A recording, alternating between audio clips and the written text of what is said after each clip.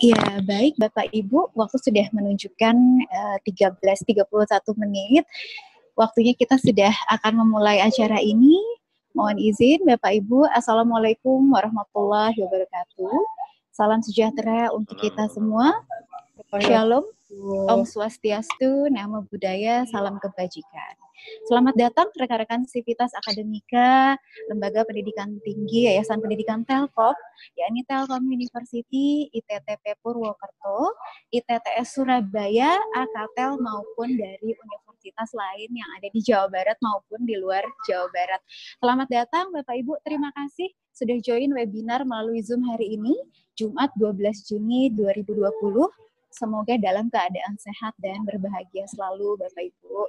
Baik, sudah bergabung pula siang hari ini bersama kita Direktur Akademik Telkom University, Bapak Dr. Ahmad Rizal, STMT, lalu Kepala Bagian Open Library Telkom University, Bapak Dadi Ismanto, SSI, lalu Kepala Bagian Standar dan Layanan Akademik, Ibu Rosdiana Nurrohmah SSI, dan Kepala Bagian Pengembangan Pembelajaran, Kurikulum, dan Student Internship, Ibu Dr. Randa Endang Budiasih MT. Baik, acara siang hari ini juga kita sedang upayakan agar bisa live di channel YouTube Telkom University, agar rekan-rekan yang ingin menyaksikan langsung, meskipun tidak join live di Zoom kali ini, bisa juga mendapatkan manfaat dan juga materi dari Bu Indun nanti. Baik. Ya, selama di rumah aja komunikasi seringkali dilakukan melalui bertukar pesan dan berjarak, termasuk komunikasi dalam bimbingan tugas akhir antara dosen dan mahasiswanya. Pada tanggal 20 Mei yang lalu, Direktorat Akademik Telkom University telah membuat sesi Zoom bagi para mahasiswa pejuang tugas akhir dengan tema komunikasi benar, bimbingan lancar, tugas akhir kelar.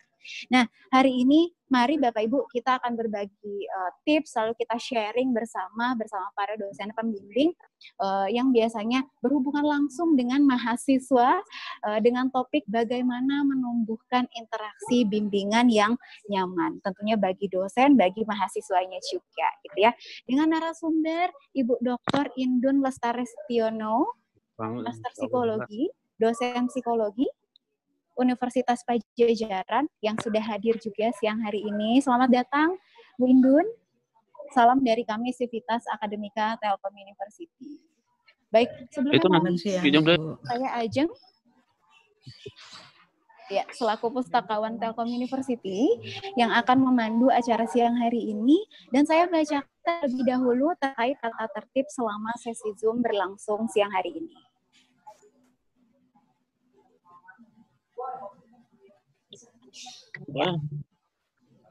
Baik, yang pertama, sesi seminar via Zoom akan dimulai tepat waktu sesuai jadwal. Tadi kita mulai 13.31 menit. Lalu juga host akan di-mute mikrofon seluruh peserta dalam mode mute. Jika tidak, mohon peserta secara mandiri mengaktifkan mode mute pada mikrofonnya masing-masing, namun video boleh diaktifkan oleh masing-masing pula, gitu ya. Peserta dapat bertanya melalui fitur chat yang akan diakomodir oleh moderator nanti. Hari ini ada Mbak Ratna dari BAA Telkom University. Lalu e-sertifikat nanti akan diberikan untuk peserta yang berada dalam sesi webinar minimal 60 menit dan telah mengisi form feedback. Ya, link feedback akan diinformasikan lebih lanjut di akhir acara, dan e-sertifikat akan dikirimkan melalui email terdaftar maksimal 5 hari kerja. Oke, baik. Peserta wajib menggunakan nama lengkap sesuai dengan pendaftar saat menggunakan Zoom untuk sebagai bukti kehadiran peserta webinar ditambah asal perguruan tingginya. Misalnya, si Fulan, ya, dash dari Telkom University, atau misalnya siapa, Pak Farid misalnya dari ITTP Purwokerto, gitu ya. Siap. Pada akhir acara akan dilaksanakan sesi foto bersama, seluruh peserta juga dipersilahkan untuk menyalakan kameranya. Oke. Ya, selanjutnya meskipun kita di rumah aja, Bapak Ibu, mohon tegakkan posisi duduk kita terlebih dahulu, karena setelah ini kita akan dengarkan bersama-sama lagu Indonesia Raya, dilanjutkan dengan Mars Telkom University.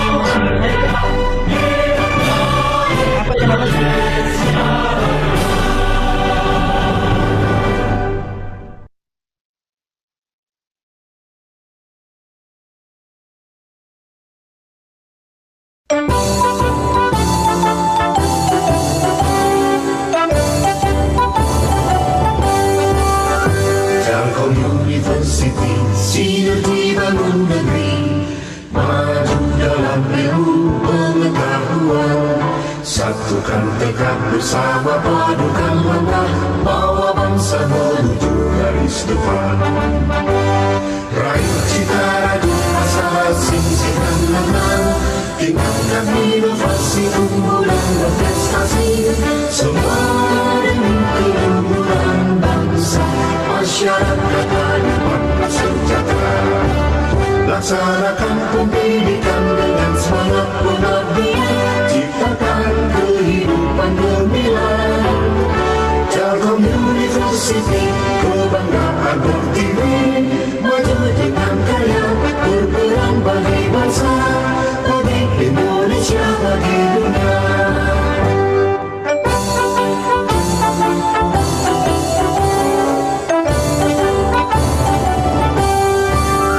Telkom University, sinergi bangun negeri, maju dalam ilmu pengetahuan. Satukan tekad bersama, padukan langkah, bawa bangsa menuju garis depan. Raih cita radu asa, singkirkan menang, tingkatkan inovasi, unggulan berprestasi, semua demi keluhuran bangsa, masyarakat adil makmur sejahtera. Laksanakan pendidikan dengan semangat pengabdian, ciptakan kehidupan gemilang. Telkom University, kebanggaan Pertiwi, maju dengan karya, berperan bagi bangsa, bagi Indonesia, bagi dunia.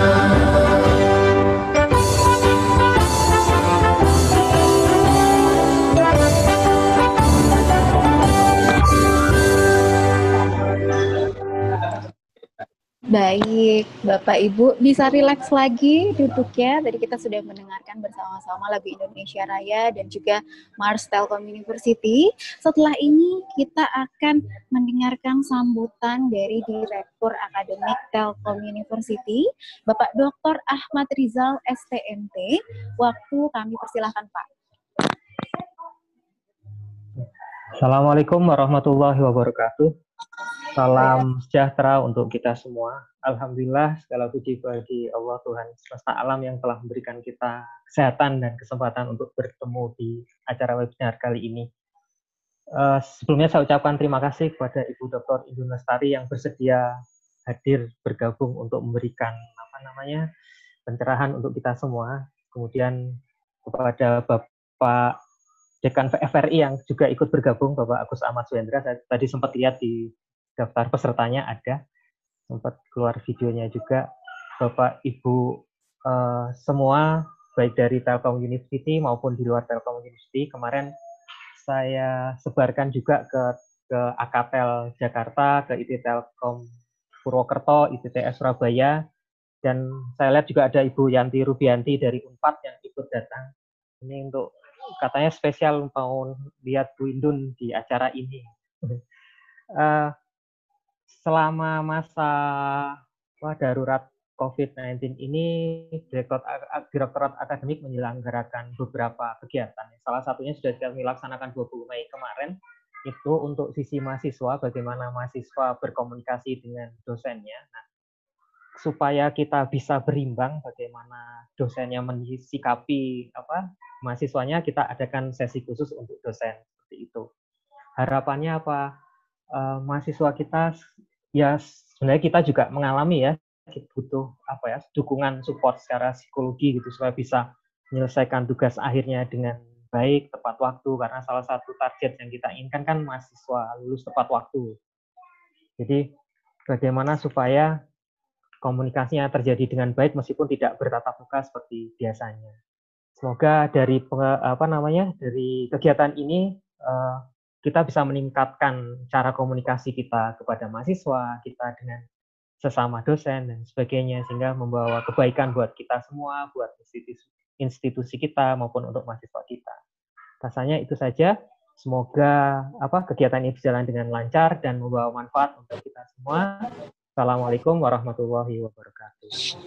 Waalaikumsalam warahmatullahi wabarakatuh. Terima kasih Pak Rizal. Mudah-mudahan hari ini juga membawa manfaat bagi rekan-rekan yang sudah hadir join pada hari ini. Sejauh ini partisipan sudah ada 100 lebih.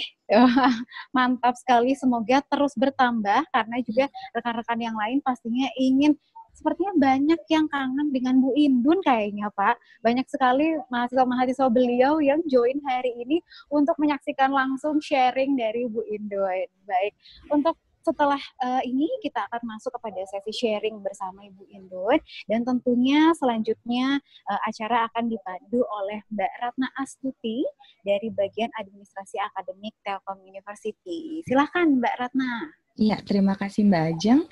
Bapak Ibu sekalian, saya akan membacakan sedikit tentang narasumber kita pada hari ini.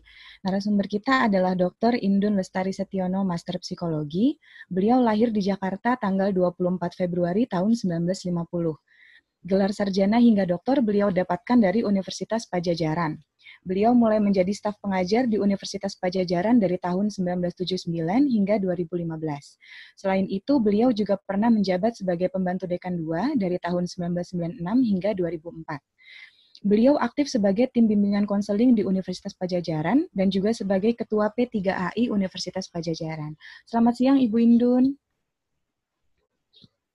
Selamat siang Bu Ratna. Iya. Selamat siang semuanya. Ini topik webinar kita kali ini sangat menarik ya Bu ya, terutama karena saya sendiri juga punya beberapa mahasiswa bimbingan. Saya butuh banyak tips dari Ibu. Waduh. Jadi peserta kita hari ini juga sudah tidak sabar. Bisa kita langsung mulai aja ya Bu ya sesi sharingnya. Ya. Harus dibuka dulu ya.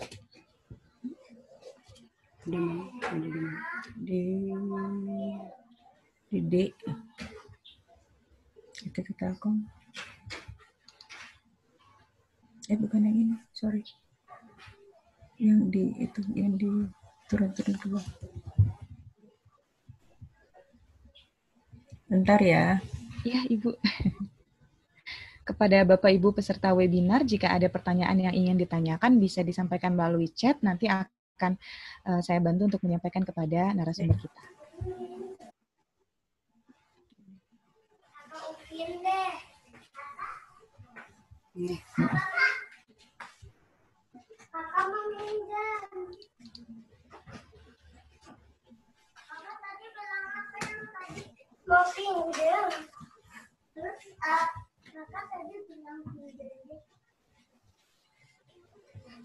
Oke. Selamat siang. Assalamualaikum warahmatullahi wabarakatuh. Waalaikumsalam warahmatullahi wabarakatuh.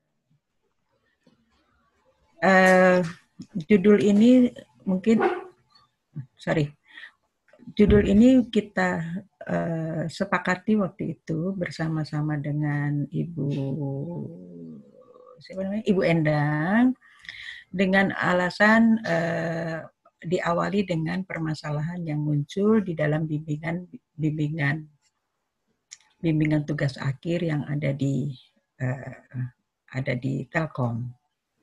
Jadi ada kemungkinan itu permasalahannya sama dengan di universitas yang lain karena ada beberapa ternyata bukan peserta dosennya bukan hanya dari STT Telkom tapi juga ada yang dari Unpad gitu ya Bu ya kalau nggak salah ya. Oke. Walaupun demikian mungkin juga peserta yang dari universitas lain juga membutuhkan karena di sini ada istilah bimbingan yang nyaman gitu ya.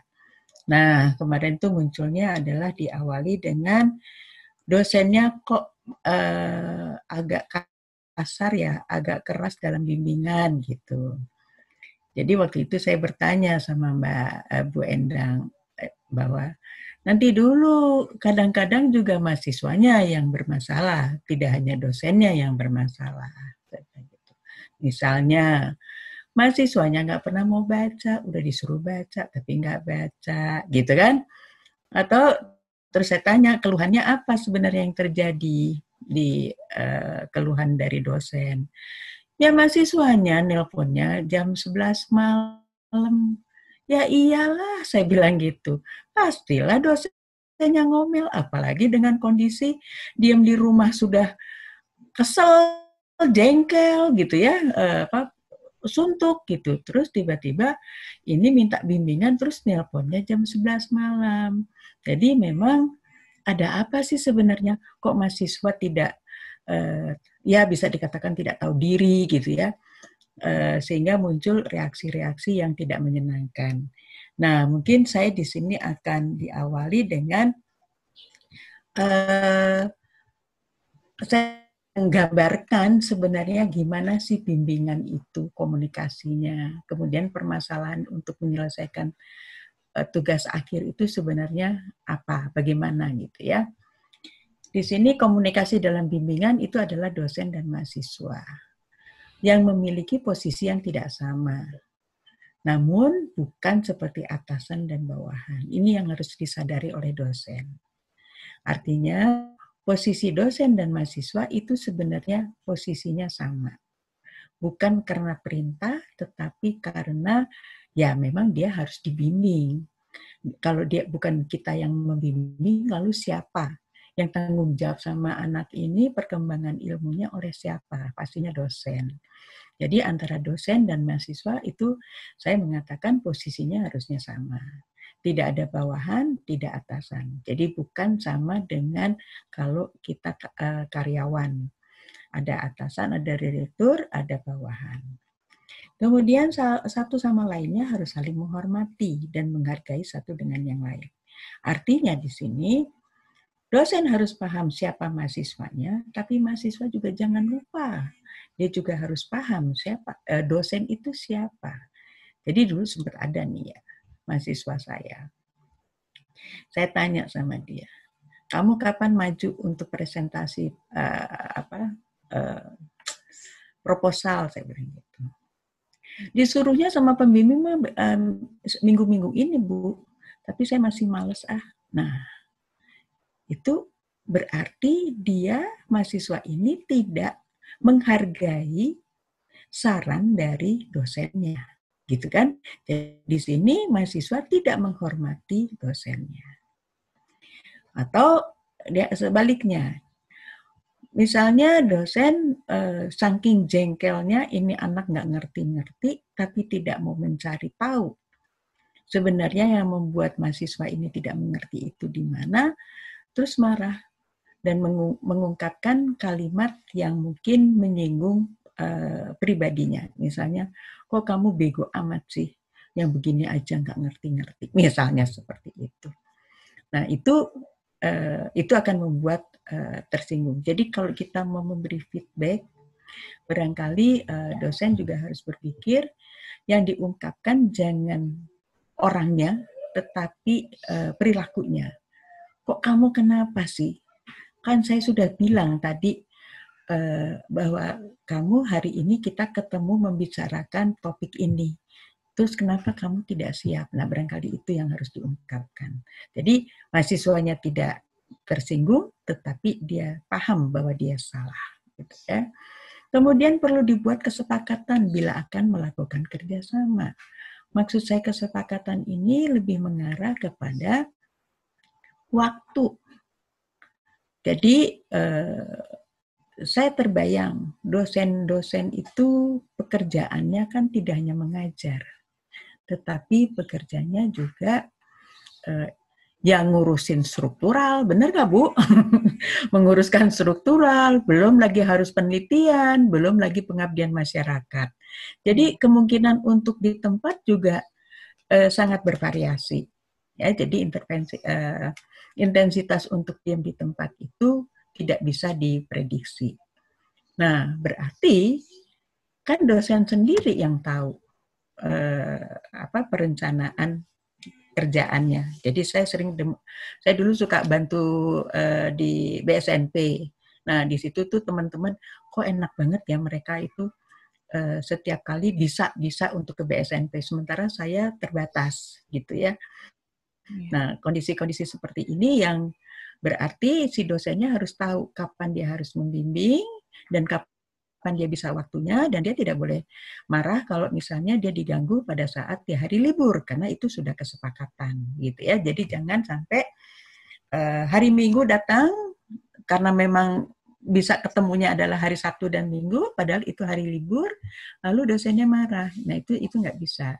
Jadi tetap dosen Ya kan namanya juga kerjanya adalah misalnya di ST Telkom, dia dikerjakan di situ. Jadi dulu ada Bu dosen di kami. Dia bilang, kan saya mengerjakan tugas di Unpad, dia bilang gitu ya. Nah, di tugas di Unpad tuh dia mengerjakan di Pasca. Tapi dia lupa bahwa dia ditempatkannya adalah Fakultas Psikologi. Jadi ada yang seperti itu. Jadi tetap, oke, kamu mengerjakan tugas di Pasca, tetapi tetap kamu harus mengerjakan tugas yang ada di psikologi, karena kamu ditempatkannya adalah di psikologi. Nah, itu yang seringkali tidak disadari oleh dosen. Ya. Kemudian adanya perbedaan pendapat, sebaiknya diselesaikan dengan menghindari situasi konflik. Nah, perbedaan pendapat ini satu sama lain harus saling memahami. Siapa dosen saya? Karena satu dosen dengan dosen lain itu mempunyai karakter yang seringkali berbeda-beda. Kemudian mahasiswa pun demikian. Ada yang bisa cepat menangkap, ada yang lambat, ada yang kaku di dalam berpikir, tapi juga ada yang fleksibel dan dia bisa mudah memahami apa yang diarahkan oleh dosen. Itu barangkali. Terus, nah sekarang yang memang berat adalah,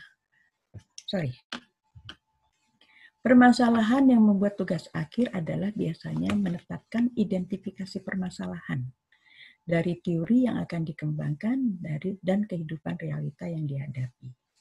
Mengidentifikasi permasalahannya ini loh yang seringkali susah, lama. Jadi saya biasanya juga kalau membimbing mahasiswa yang skripsi, untuk mengidentifikasi permasalahan itu butuh waktu 1 bulan sampai 2 bulan. Kenapa? Karena dia harus membaca teori. Itu yang seringkali dilupakan. Nah, mahasiswa biasanya ingin cari cepat. Gitu ya. Kenapa dia ingin mencari cepat? Ya, pokoknya buat aku orang tua sudah menuntut dan kalau udah selesai kan enak, gampang gitu ya. Tapi biasanya kalau saya amati mahasiswa itu hanya melihat dari kondisi realita di lapangan. Jadi bukan diolah dalam pemikiran tanpa disertai analisa dari teori yang dia pelajari. Ini yang seringkali bikin bentrok. Jadi kenapa bisa begitu? Nanti saya akan jelaskan di siapa mahasiswa kita sekarang. Nah, itu yang bikin akhirnya identifikasi permasalahan itu susah ditemukan. Karena biasanya munculnya adalah common sense. Nah, kalau common sense biasanya dosen itu akan protes. Karena kalau common sense kan cuma akal sehat saja, sementara kalau itu berkaitan dengan akademik, kebenaranlah yang harus kita capai. Bukan sekedar uraian laporan panjang lebar, tetapi kebenarannya itu hanya common sense. Itu yang tidak dibenarkan. Itu yang terjadi. Kemudian dosen memberi umpan balik yang dilandasi teori pada pemikirannya. Jadi dosennya sudah benar, ternyata mahasiswanya yang tidak paham. Jadi saya pernah terjadi nih.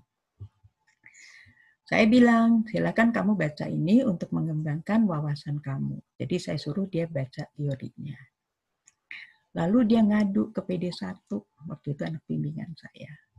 Nah, karena saya judes, saya galak. Ini saya sebenarnya galak, Bu, judes gitu ya.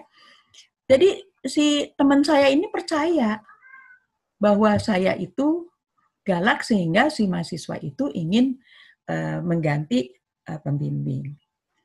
Setelah dia ngobrol, lalu si dosen teman saya ini tanya, memang Bu Indun nyuruh apa sih ke kamu? Saya disuruh baca buku, Bu, disuruh baca teori. Nah, kan? Nah, kalau itu sih benar. Jadi yang salah yang mana? Nah, itu yang seringkali muncul konflik, bahkan kadangkala dosen juga diadu domba antara satu dosen dengan dosen lain oleh mahasiswa itu. Jadi ini yang harus kita pahami. Jadi antara dosen pun sebaiknya itu kompak. Umpan balik dinilai negatif oleh mahasiswa. Jadi anak-anak sekarang ini memang susah untuk menerima kritik. Jadi dia selalu mengatakan, dosen tidak paham terhadap topik yang saya ajukan. mungkin bukan tidak paham. Kamu cara menerangkan konsepnya barangkali tidak sistematik. Sehingga dosennya itu tidak mengerti. Makanya dikasih feedback bagaimana cara menguraikan. Kamu mengatakannya bahwa kamu karena salah menangkap, kamu mengatakan seperti itu. Atau dosen dinilai dirinya bodoh. Dosen menilai bahwa kenapa saya disebut bodoh? Emang saya nggak bisa. Buktinya saya IPK-nya 3, sekian. Kok saya disebut bodoh? Bukan disebut bodoh. Kalau dikasih masukan itu merupakan suatu feedback supaya kita berpikir kembali dan kemudian kita kembangkan daya pikir kita. Itu yang dimaksud oleh dosen. Tapi dinilai oleh mahasiswa bahwa saya tuh dikritik terus, apa yang saya katakan itu pasti salah gitu. Karena basic teorinya mungkin memang beda. Yang satu common sense, yang satu ada basic teorinya. Mungkin itu yang dilakukan, itu yang terjadi.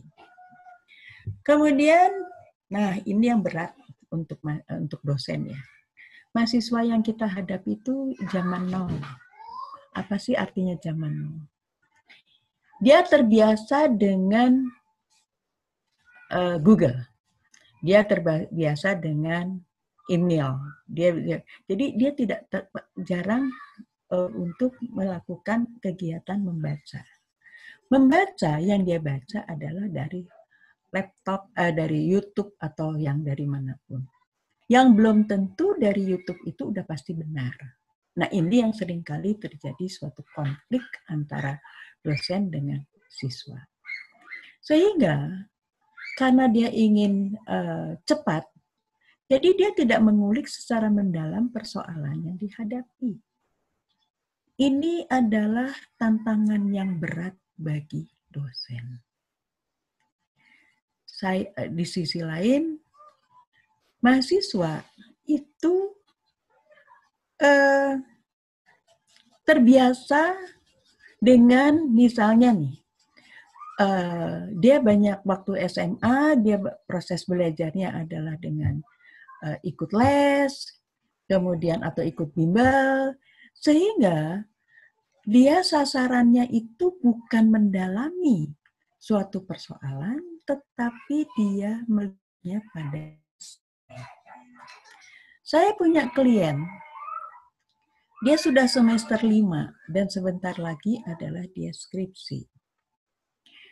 Dia sekarang ditangani oleh ahli psikiatri, dokter psikiatri. Cuman dia tidak puas dengan psikiatrinya, lalu dia ketemu dengan satu psikiatri lain, dia second opinion, lalu dokter itu menunjuk untuk pergi ke tempat saya. Lalu saya tanya, dia cerita, saya Bu, dari SD sampai SMA, saya tuh selalu ranking 1 Bu. Saya mudah sekali menyelesaikan tugas dan jadi dia ingin menunjuk, saya tuh pandai. Gitu. Terus aku bilang, oke, hasil kamu memang baik. Tetapi persoalannya kamu dalami apa tidak? Nah, dia diam. Terus saya tanya lagi, kamu itu susah menangkap, konsentrasi kamu suka terganggu, atau kamu tidak mengerti dari permasalahannya? Saya mengerti. Kemudian konsentrasi kamu baik? Baik. Terus saya tanya, kalau kamu menemukan solusi, bisa enggak? Nah itu dia Bu, katanya. Untuk mendapatkan solusi itu aku susah. Berarti problem solving kamu tidak berkembang. Sekarang saya tanya, kamu dulu waktu kamu bilang kamu ranking terus, cara belajar kamu, apakah kamu puas dengan hasil yang kamu capai? Iya. Dan kamu tidak membaca kembali apa yang kamu sudah pelajari? Enggak. Nah, jadi persoalannya adalah di proses berpikir kamu yang tidak pernah terlatih untuk menemukan problem solving. Dan itu sekarang tidak hanya satu. Karena anak itu cerita ke teman-temannya, Ternyata teman-temannya muncullah di tempat biro saya. Sehingga sekarang kita harus menangani 5 orang. 5 anak. Dan berikutnya saya nggak tahu berapa. Waktu saya masih aktif di mana? Di Unpad, itu dulu banyak mahasiswa yang seperti itu. Dan itu kita tangani.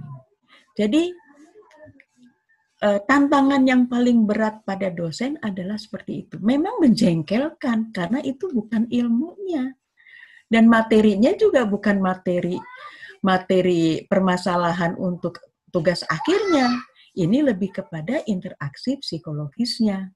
Itu yang menjengkelkan. Jadi memang saya kebayang dosen akan membutuhkan tenaga yang lebih, terutama energi psikis, untuk berpikir, ini anak mesti diapain gitu loh. Dikamplengin belum tentu beres gitu kan. Jadi harus diapain gitu ya. Itu yang menjadi persoalan berat. Karena gagasan yang dimunculkan kurang dilandasi oleh pemikiran analisa yang tajam.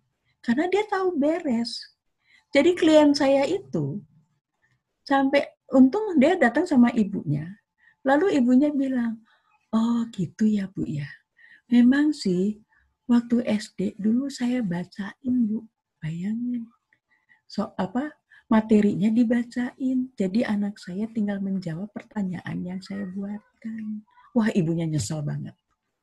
Terus bapaknya karena merasa bahwa bapaknya menang, mungkin dulu pernah dinasihat, terus bapaknya bilang, baru ngaku ya sekarang, gitu ya, jadi ribut di ruang konsul deh. Nah, terus aku bilang, tapi untuknya ibunya kooperatif. Dan sampai sekarang, ibunya itu menyadari akan kekurangannya, sehingga dia sekarang berusaha untuk memperbaikinya. Umpan balik untuk upaya lebih mendalami suatu teori kurang bisa dilakukan karena tidak tahan berlama-lama berpikir. Tadi aja saya ada pasien, dia mau calon ST Telkom kayaknya, dia mau sekolah di ST Telkom. Dia bilang, kamu kayaknya nggak seneng angka ya? Nggak juga sih Bu. Cuman itu Bu, kalau dia soalnya udah sulit, nah itu saya tinggalin. Gitu. Jadi dia nggak mau mikir mendalam gitu kan. Jadi berarti analisisnya nggak berkembang gitu. Jadi analisisnya analisis sederhana. Akibatnya dia setiap kali mau bimbingan akan muncul perasaan takut, cemas. Kalau tidak bisa jadi dia tidak yakin dengan apa materi yang dia pelajari. Itu yang jadi persoalan.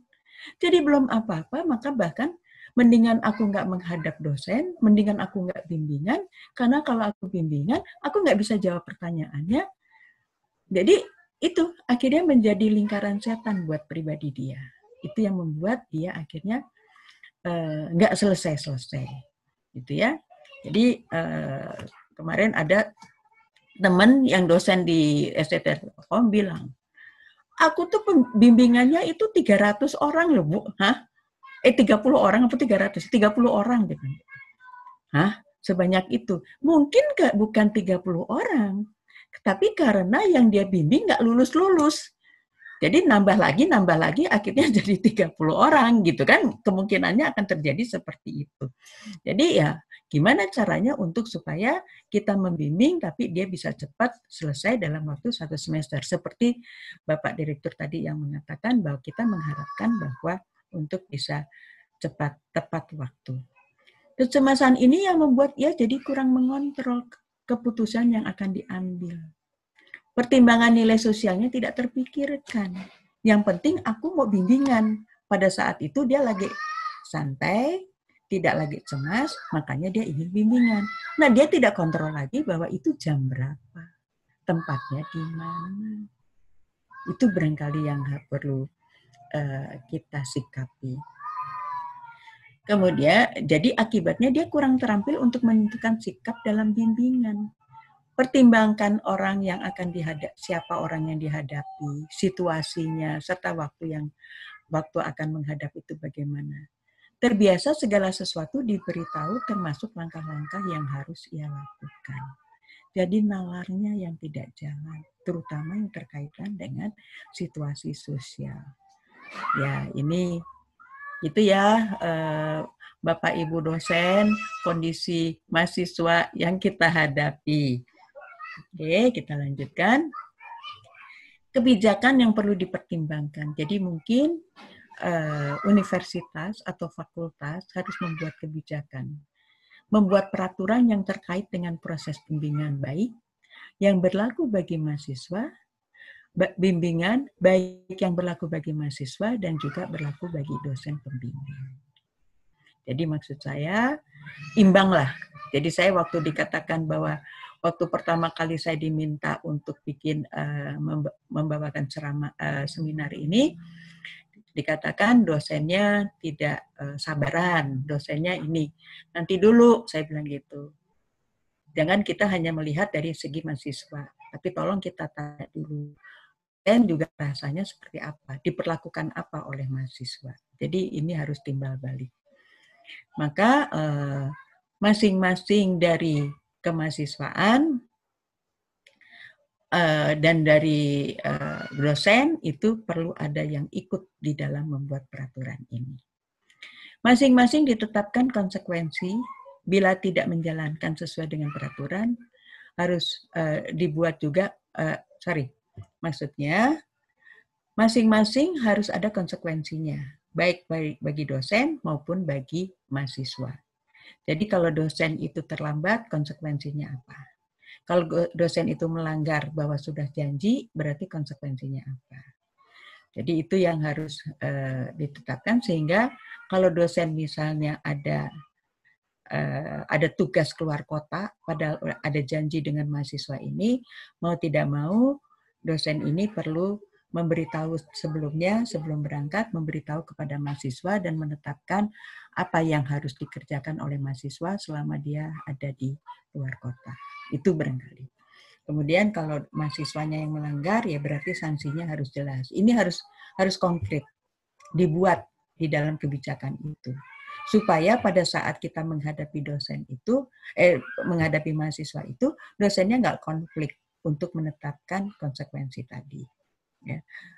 Apalagi kalau dosennya cantik, wah nanti bimbang deh si dosen yang laki ini gitu ya. Jadi jangan seperti itu. Dosen pembimbing dan pembantu dekan, misalnya dosen pembimbing harus dilibatkan dan pembantu dekan yang di bidang kemahasiswaan perlu dilibatkan dalam penetapan aturan bimbingan tugas akhir ini supaya seimbang. Kebijakan ini. Strategi menjalankan aturan bimbingan. Pertama kali pertemuan dibuat kesepakatan dulu waktu bimbingan antara mahasiswa dan dosen pembimbing. Jadi dosennya mau di hari apa dan jam berapa. Contohnya kayak dosen, ada teman yang dia sibuk di organisasi, maka dia janjian sama dosen, sama mahasiswanya itu setiap hari Sabtu. Jadi pada waktu hari libur. Dia nggak mau diganggu tentang organisasi karena konsentrasinya kepada mahasiswa. Itu barangkali adalah suatu supaya mindset di dalam memberi bimbingan itu siap, gitu ya, untuk membimbing. Kemudian ada form kesepakatan diisi bersama dan ditandatangani bersama. Artinya kesepakatan itu memang disetujui oleh kedua belah pihak, sehingga tidak ada yang ngeyel lagi. Ini form kesepakatan ini penting banget supaya tidak terjadi konflik antara mahasiswa dengan dosen yang membimbing tadi. Form kesepakatan berisikan tahapan pembahasan untuk setiap pertemuan sampai dengan tugas akhir itu selesai. Jadi maksud saya, pertemuan pertama apa? Kalau tidak salah, saya mendapat informasi bahwa pertemuannya itu kalau di STT Telkom adalah dengan 8 kali pertemuan untuk pembimbing pertama dan 6 kali pertemuan untuk pembimbing kedua. Kalau saya tidak mempersoalkan jumlah pertemuannya, karena ada mahasiswa yang pandai, ada yang tidak. Tapi yang buat saya penting adalah kesepakatannya. Jadi pertemuan pertama apa dulu? Nanti untuk ke pertemuan kedua, di pertemuan pertama ditetapkan. Pertemuan kedua kamu harus muncul ini. Sehingga apakah kalau mau 8 kali, ketentuan yang sudah disepakati di universitas, makanya kalau memang berarti sampai 8 kali itu dipilah-pilah. Jadi yang ke-8 itu sudah berarti tugas akhirnya selesai. Mungkin buat seperti itu. Jadi detail, konkret, yang satu sama lain, dosen maupun pembimbing maupun mahasiswa itu tahu banget apa yang harus dilakukan. Sehingga tidak ada lagi protes. Ada yang mengatakan protes dengan apa yang sudah kesepakatan. Kalau misalnya kesepakatan itu mau dirubah, tolong itu dikomunikasikan. Tapi perubahannya itu jangan terlalu menyimpang dari apa yang pertama. Karena itu akan menyimpangnya terlalu lama, terlalu panjang, mungkin akan sulit untuk menata kembali menjadi suatu kesepakatan yang terstruktur. Kemudian tuliskan juga sanksinya. Kalau kamu tidak menyelesaikan ini, Pak, kalau misalnya saya, jadi perjanjian lagi, kalau misalnya saya bingung di tengah-tengah, boleh nggak saya menghubungi Bapak? Nah, itu tinggal jawabannya boleh atau tidak, atau mungkin pembimbing akan menyerahkan kepada kamu bisa dibantu dengan asisten saya si ini, gitu. Itu barangkali yang penting menurut saya. Form kesepakatan ini penting banget supaya tidak terjadi lagi konflik antara keduanya. Setiap selesai bimbingan sudah ditetapkan agenda pertemuan berikutnya. Sehingga agendanya itu jangan sampai meleset. Gitu. Oke. Saran pengembangan interaksi dosen mahasiswa, pahami kompetensi setiap mahasiswa bimbingan. Kecepatan dan kesulitan berpikir dalam memahami permasalahan tugas akhirnya. Sehingga jumlah pertemuan bimbingan untuk setiap mahasiswa tidak sama. Jadi ada nih teman saya, bukan teman sih, ya mungkin karena di S2, jadi dia sudah psikolog sebetulnya, tapi dia ingin mengambil S2 karena dia sebagai pengajar. Setiap kali habis bimbingan, dia itu ngomel dan nangis. Itu sampai beberapa kali, ini sebagai contoh. Akhirnya saya berpikir, saya ajak dia. Sekarang saya tidak mau, jadi ada satu pertemuan, saya bilang sama dia, oke, hari ini kita tidak membicarakan tesis saja. Tapi kita membicarakan teori yang kamu dalami, supaya saya mempunyai persepsi yang sama dengan Anda. Gitu. Nah, pada waktu itu, lumayan 1 jam, 1,5 jam saya bimbingan sama dia, hampir 2 jam. Tapi ada kesepakatan tentang teorinya. Kenapa saya pahami? Karena saya pahami kompetensi mahasiswa saya ini, nampaknya dia karena sudah mengajar, lalu dia mau ambil tesis, maka dia selalu menganggap bahwa dirinya selalu benar. Tapi yang dia ceritakan adalah cerita aplikasi dari perilaku seseorang. Jadi buat saya itu adalah situasi aplikasi. Teori aplikasi ini, fakta dari aplikasi ini didekati oleh teori apa? Saya mengatakan begitu. Yang kamu akan kembangkan kan teorinya. Teorinya di dalam implementasi teori tersebut. Jadi, kita samakan dulu frame dari pengertian kamu dari teori yang kamu dalami dengan saya, supaya saya tidak salah ngebimbing kamu. Aku bilang begitu. Di situ mulai dia berani terbuka sambil dia menceritakan dan sambil menangis. Kenapa dia menangis? Karena dia merasa dirinya pasti benar. Jadi seolah-olah dia ditelanjangi oleh saya. akan kekurangannya. Kan sebenarnya bukan begitu ya.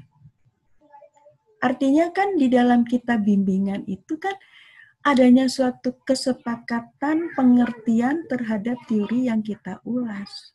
Nah, dia sambil menangis tapi saya diamkan. Supaya dia katarsis, supaya dia keluarkan tuh unek-uneknya terhadap saya. Karena 2 bulanan kurang lebih, dia tuh setiap kali bimbingan sama saya tuh nanti ketemu temennya terus nangis gitu. Kan buat saya itu nggak bener gitu. Kan tugas akhir itu kan intelektual ya, kognitif, bukan emosi. Nah, dia menanganinya dengan emosi. Nah, itu yang pemahaman terhadap mahasiswa ini sangat penting supaya kita tahu bahwa dia pemikirannya sampai di mana. Ada nih mahasiswa S1. Dia meneliti tentang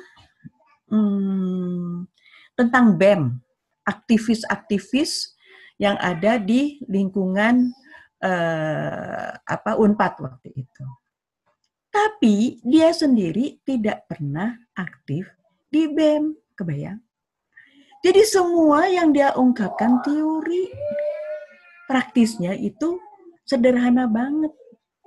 Sehingga waktu pembahasan, sampai saya bilang begini sama dia, kalau kamu bisa merubah pembahasan ini dengan analisa yang tajam, saya akan kasih nilai kamu A, saya bilang gitu. Ya nggak bisa tuh. Jadi, ya sudah, berarti kemampuan berpikir dia sampai di situ. Dia sulit untuk mengulik lebih dalam dari permasalahan yang dia angkat menjadi topik skripsinya. Ya sudah, akhirnya saya bilang, maaf, saya nggak bisa kamu kasih A, karena kamu di sini nggak tajam. Kan saya udah bilang, saya udah berkali-kali, bahkan saya minta untuk aktivis senior untuk bercerita tentang kegiatan aktivis selama dia membimbing senat di fakultas. Tetap tuh, dia tetap nggak berubah. Jadi dia memang, ya kemampuannya sampai di situ. Ya sudah, saya nggak akan ngorek lagi. Ya sudah, saya tinggal memberi nilai dia dapat berapa gitu. Jadi tujuan dari memahami kompetensi setiap mahasiswa, keuntungannya adalah di situ, dan itu akan lebih cepat. Kenapa saya bilang lebih cepat? Mahasiswa tesis saya yang dia nangis-nangis tadi, begitu clear dengan pemahaman teori yang sama persepsinya, dia cepat selesainya. Langsung dia selesaikan, dia bikin, bisa mudah. Terus kemudian saya waktu itu pembimbing kedua, lalu saya kasih ke pembimbing pertama. Pembimbing pertama juga semakin mengerti bahwa yang tadinya kita bingung, ini teh maunya kemana sih gitu ya. Akhirnya lebih cepat selesainya. Jadi kalau itu kita pahami, maka bisa cepat selesainya. Pahami cara mengolah pemikirannya pada saat menerima masukan. Jadi kita lihat ekspresinya. Ekspresinya bengong, ikut terlibat, atau bagaimana. Kalau dia bengong, berarti ini emang dia lambat. Berarti kita harus berpikir untuk yang lebih ringan cara menyampaikan materinya, gitu ya. Karena kalau kita memberikan yang lebih ringan, kita tinggal lihat dia bisa nggak mikirnya. Kalau dia bisa, udah bisa, baru kita ajak untuk pemikiran yang semakin lama semakin sulit, gitu ya. Kemudian bila memungkinkan, pada saat mahasiswa mengambil mata kuliah metode penelitian, outputnya adalah proposal penelitian. Itu akan mempercepat. Jadi waktu saya menjadi kaprodi S1, waktu saya masih aktif, itu saya bicara dengan dekan, lalu dekan setuju, akhirnya kita membuat seperti itu. Jadi outputnya adalah proposal penelitian. Sehingga pada saat bimbingan, sudah ada permasalahan yang akan diteliti. Dan dia sudah tahu bahwa itu, kalau udah proposal pada saat metode penelitian, kan pendekatannya dia pasti teoritis. Kalau toh dia larikan kepada aplikasi, itu pegangannya adalah pada waktu bimbingan kan pasti, pada waktu bimbingan metode penelitian pasti dia dilarikan kepada teoritis, pada teorinya, sehingga dia akan mengulik teorinya, yang kemudian pada waktu dia ngambil tugas akhir, yang dia lihat dari teori itu adalah aplikasi-aplikasi yang ada. Dan ini akan mempercepat penyelesaian tugas akhirnya. Ya, yang membuat kalau tugas akhirnya lebih cepat dan bimbingannya juga mungkin akan lebih nyaman barangkali ya untuk itu. Jadi ini bisa membantu. Ini saran aja, saran pengembangan interaksi dosen mahasiswa. Di dalam kan judulnya juga untuk supaya dia nyaman. Ya memang sekali lagi maaf, tantangan dosen pada zaman sekarang ini tidak mudah. Memang cukup pelik. Bahkan kan terjadi ya, mulai munculnya bunuh diri dari mahasiswa. Jadi itu yang harus kita sadari. Anak sekarang dengan zaman dulu saya kan TV aja nggak punya, kalau toh punya hitam putih gitu kan. Nah zaman sekarang TV, ada gadget, ada HP, ada laptop, belum dengan program-program yang macam-macam. Jadi pemikiran mereka juga memang tidak terstruktur kalau itu tidak dibina oleh orang tuanya. Jadi memang kalau kita kembali kepada cita-citanya Mas Menteri Pendidikan yang ingin supaya orang itu cepat dan kemudian bisa mudah bekerja dan sebagainya, itu pembaharuannya cukup banyak dan itu harus diawali sejak anak itu TK, bukan sejak dia baru masuk universitas. Masuk universitas mah udah terlambat, karena proses berpikirnya itu yang tidak sejalan dengan apa yang diharapkan oleh Mas Menteri tadi gitu. Ya bayangkan saya misalnya mengetes orang,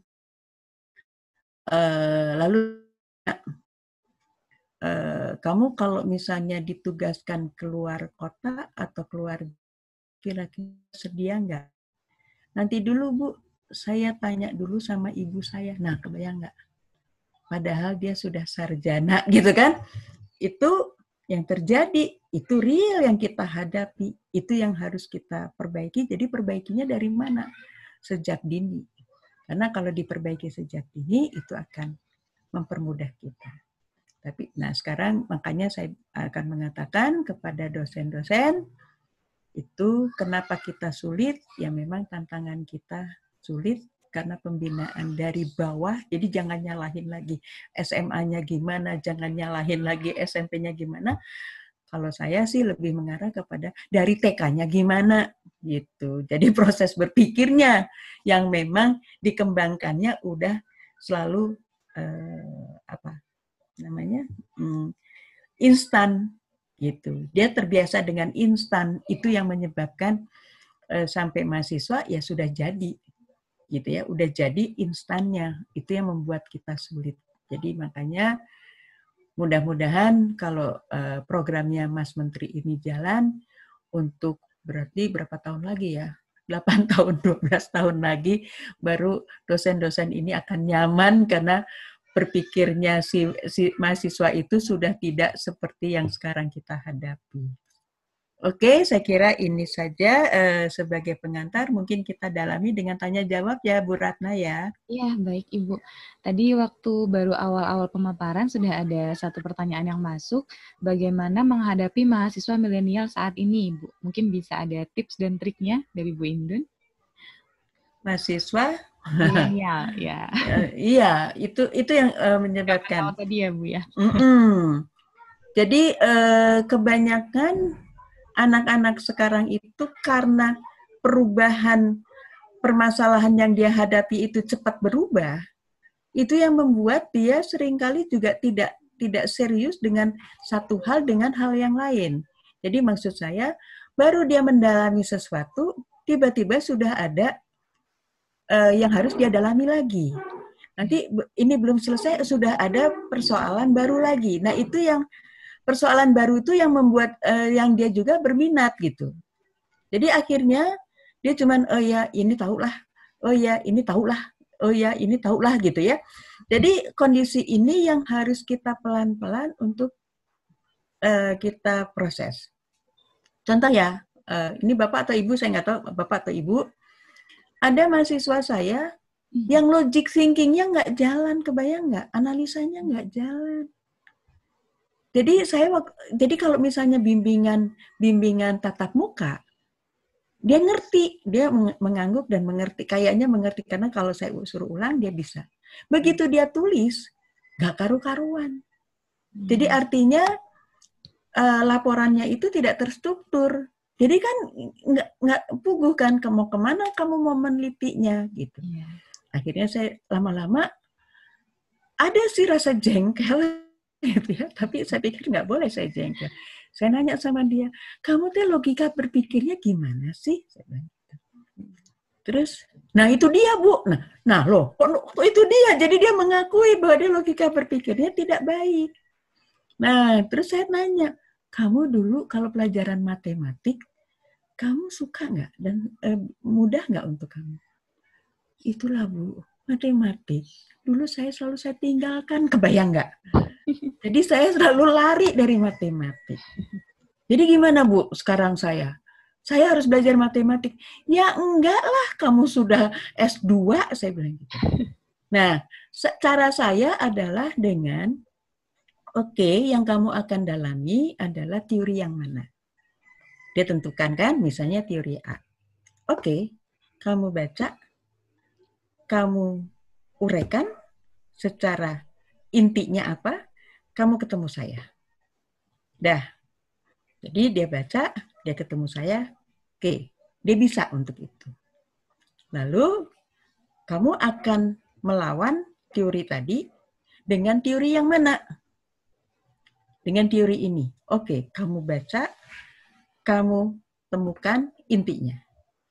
Nah, setelah dua itu dia tangkap, udah betul. Oke, sekarang teori A adalah seperti ini, teori B adalah seperti ini. Coba kamu kaitkan. Jadi permasalahan yang kamu ingin lakukan itu sebenarnya apa dari teori A-nya dan dari teori B-nya dan realitasnya. Jadi seperti itu saya bimbingnya. Dan itu membuat dia bisa mengerti dan akhirnya dia selesai. Alhamdulillahnya dia selesai. Karena buat saya adalah semangatnya yang harus kita hargai. Dia ingin bisa, tetapi dia punya hambatan. Nah, itu yang harus kita kembangkan. Keinginan bisanya itu. Sekarang dia udah ada di Jawa Timur, dia udah pulang. Oke, itu barangkali ya Mbak Ratna ya, Bu Ratna ya. Iya, siap Ibu. Pertanyaan berikutnya, bagaimana komunikasi awal yang baik untuk mengontak mahasiswa yang lama menghilang? Dan bagaimana cara membuat mahasiswa bisa mengejar waktu tanpa membuat mahasiswa semakin tertekan? Kemungkinan yang paling gampang adalah kita untuk mengontak ya, yang sudah lama tidak ada, dipanggilnya oleh pimpinan. Kaprodi atau dekan. Kenapa? Kalau dipanggil kaprodi, paling tidak dia ada suatu segan dibandingkan oleh dosennya. Itu mah saya akui. Jadi kalau saya jadi dosen, saya panggil dia pasti nggak muncul-muncul. Begitu saya punya jabatan pimpinan kaprodi gitu ya, terus saya panggil, dia mau tidak mau datang. Gitu. Itu barangkali salah satu cara untuk memanggil. Setelah itu ditemukan. Jadi ditemukan sama kita, ditemukan sama dosennya, lalu diajak ngobrol. Jadi ketemunya itu harus face to face, lalu kita harus bertanya dulu. Apa yang menjadi hambatan? Jadi waktu saya jadi kaprodi, ada tuh mahasiswa yang dia ada satu topik, terus aku bilang, kenapa kamu? Aku terus terang Bu, nggak menguasai topiknya. Ya kenapa dong kamu ambil? Gitu kan. Jadi saya nanya gitu, kenapa dong kamu ngajuin topik ini? Bu, topik itu tuh dari dosennya, bukan dari saya sendiri. Karena yang saya ajukan adalah masalah, dia sebutin, artinya ya masalah gerakan. Oh, kenapa? Karena saya pelatih dance. Gitu. Jadi saya ingin meneliti tentang gerakan. Oh, kalau gitu kamu pembimbingnya ganti deh ya, saya bilang gitu. Saya menguasai itu, jadi saya ngomong sama dia. Dan saya bicara dengan dosen pembimbingnya.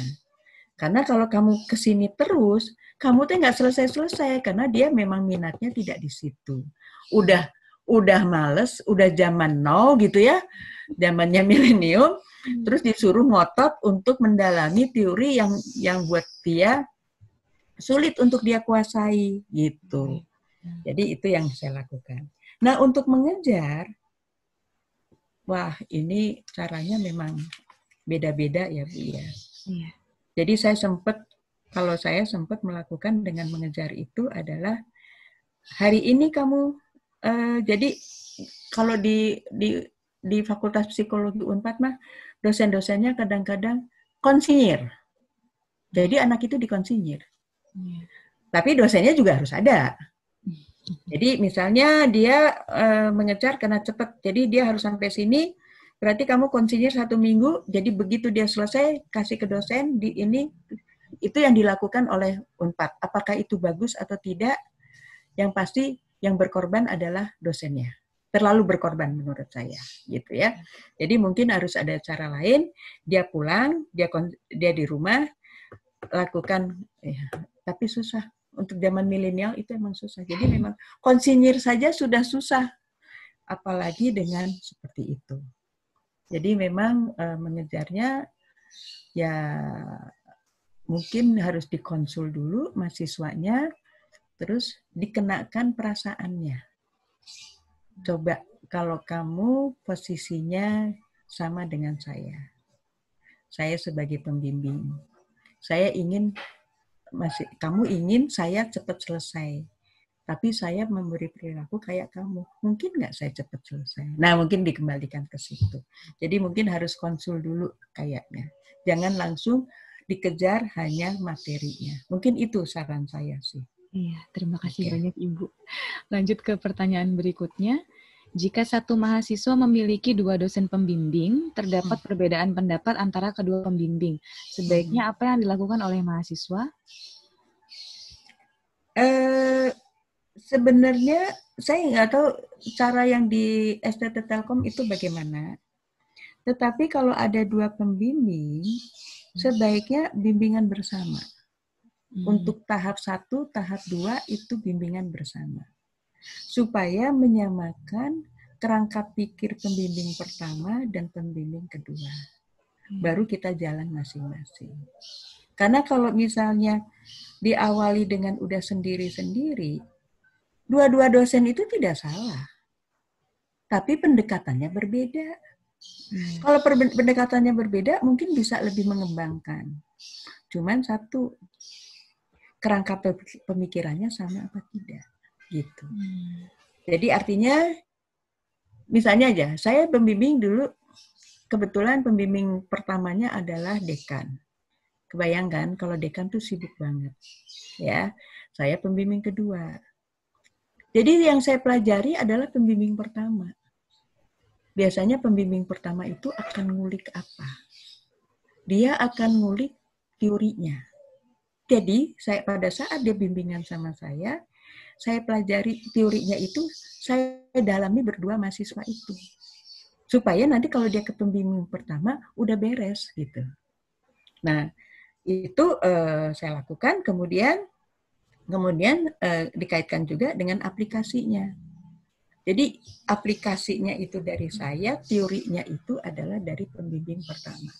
Jadi saya pun kadangkala nemuin pembimbing pertama untuk menanyakan, saya mengarahkan dia seperti ini, benar nggak?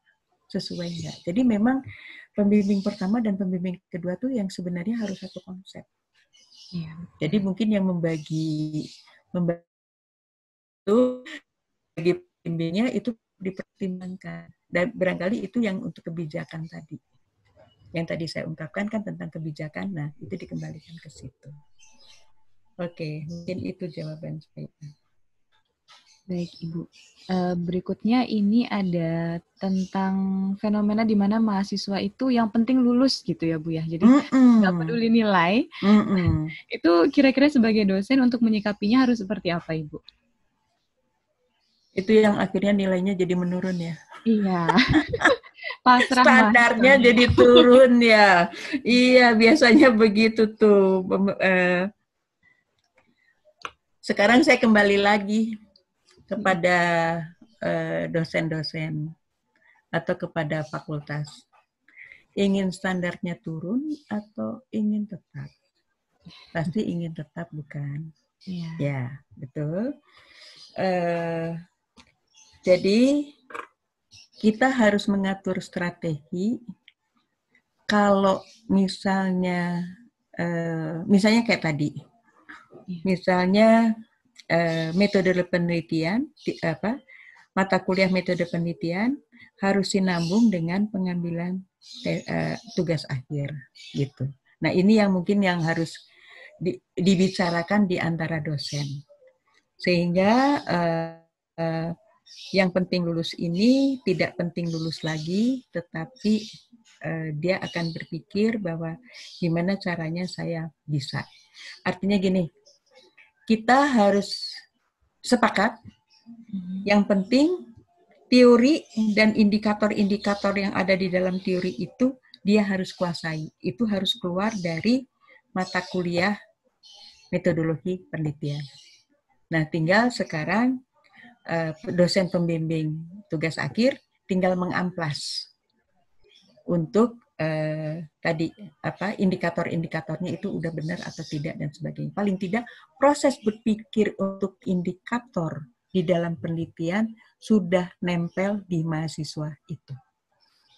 Kan sebenarnya mata kuliah itu kan hanya media untuk pengembangan proses berpikir, gitu kan. Jadi kalau proses berpikir itu sudah mantep, dia tahu strateginya, maka kalau materinya dirubah sedikit, itu dia akan lebih cepat, gitu. Jadi memang yang jadi berat adalah sekarang harusnya di mata kuliah metodologi penelitian. Oke, itu barangkali jawaban saya. Baik, terima kasih Ibu. Berikutnya ada pertanyaan, bagaimanakah cara menghilangkan sifat perfeksionis yang terkadang membuat pekerjaan menjadi terhambat atau lama? Mohon pencerahannya, Ibu. Ini sama kayak anak saya, Bu. Oh iya, Bu. Iya, Bu. Waktu dia tugas akhir tuh perfeksionis banget. Jadi dibongkar lagi, nggak selesai-selesai. Lama-lama aku bilang sama dia, kapan Ibu berakhir membayar kuliah kamu? Akhirnya saya bilang. Iya. Betul. Mungkin bisa dinegosiasi sih kayaknya mahasiswa itu. Maksud saya dinegosiasi, kamu mau lulus cepat, tapi hasilnya bagus, atau kamu mau ngulik yang ini, yang terus kamu nggak akan selesai-selesai. Jadi negosiasinya di situ barangkali buat mahasiswa ini. Karena sebenarnya perfeksionis itu bagus ya, sebenarnya baik. Gitu ya. Tetapi dia harus belajar berani mengambil risiko. Nah ini yang seringkali. Jadi barangkali di dalam bimbingannya dengan mahasiswa itu, kalau kamu mengambil yang ini, berarti risikonya adalah seperti ini. Kalau kamu mengambil yang ini, risikonya adalah ini. Kalau kamu mau perfect dua-duanya, itu nanti kalau kamu sudah lulus, gitu. Jadi pengambilan keputusan tetap dari mahasiswa itu. Jangan kita yang mengatakan. Ya, jadi misalnya, kalau kamu ngambil ini, kira-kira gimana? Kalau kamu cuma sampai di sini, kamu kira-kira bagaimana? Kalau sampai di sini, bagaimana? Apa yang kamu rasakan? Gitu. Itu yang dibina, sehingga nanti dia bilang, saya mau ambil yang ini. Oke, kalau kamu mau perfect untuk dua-duanya diambil, berarti nanti kalau kamu jadi dosen untuk penelitian doktor kamu, nah itu kamu ambil gitu. Barangkali itu yang kita berikan kepada dia. Bagaimana kalau yang perfeksionis dosen pembimbingnya, Bu? Jadi mahasiswanya nggak selesai-selesai. Kan ada pembimbing kedua kan, Bu? Oh gitu ya, Bu ya. Saling mengontrol jadi, ya, Bu ya. Saling mengontrol. Jadi itu barangkali yang makanya di dalam kebijakan itu harus diungkapkan. Artinya sejauh mana apakah pembimbing pertama dan kedua itu mempunyai nilai yang sama, gitu ya, atau 100% di pembimbing yang pertama. Karena kalau sebetulnya kan berdua itu supaya wawasan mahasiswa itu lebih luas. Iya. Jadi bukan pembimbing pertamanya tuh lebih hebat sebetulnya sih. Hanya memang seringkali pembimbing pertama itu dikaitkan dengan itu ya, level jabatan gitu kan. Artinya apakah dia golongan 4 sama golongan 3 atau golongan 4 gitu. Itu yang jadi persoalan memang. Tapi kalau ilmunya sebenarnya sama. Ya, kayak misalnya aku di mana? Di tempat saya, di biro saya itu, dia psikolog lama dengan psikolog baru. Kalau psikolog barunya lebih pandai, ya psikolog barunya yang saya pakai gitu kan. Nah itu maksud saya, kalau ilmu itu harusnya sama, sesuai dengan pemikirannya. Gitu. Siap. Terima kasih banyak Ibu. Ini pertanyaan berikutnya ada kaitannya dengan materi yang Ibu sampaikan tadi. Tadi kan kalau mahasiswa zaman now itu tidak terlalu suka membaca ya Bu ya? Iya. Jadi bagaimana caranya membuat mahasiswa mau membaca buku referensi yang kita minta? Ibu, ya berarti kita harus bikin acara untuk ketemu, untuk mengulas, untuk membahas. Itu yang tadi saya cerita bahwa mahasiswa saya yang tadi analisanya jelek. Dia mula-mula begitu, membacanya cuma separuh. Kamu membaca jangan separuh, lengkap, dan kamu harus bercerita. Jadi untuk diminta dia menceritakan dari teori yang kita kasih. Atau teori yang akan dia angkat. Dan biasanya mereka akan mencari yang bahasa Indonesia. Kita bilang, yang namanya teori itu bukan itu. Itu adalah dia statement doang untuk mengembangkan pemahaman dia. Itu statement. Sedangkan teori adalah ini, gitu. Kan itu berarti akan memotivasi anak ya, memotivasi mahasiswa ya. Saya itu kembali kepada teorinya Goleman. Teorinya Goleman itu adalah dia terkait dengan emotional quotient. Nah, motivasi itu diawali dari perkembangan emosi. Jadi maksud saya, yang dikenakan perasaan dia, si mahasiswa itu.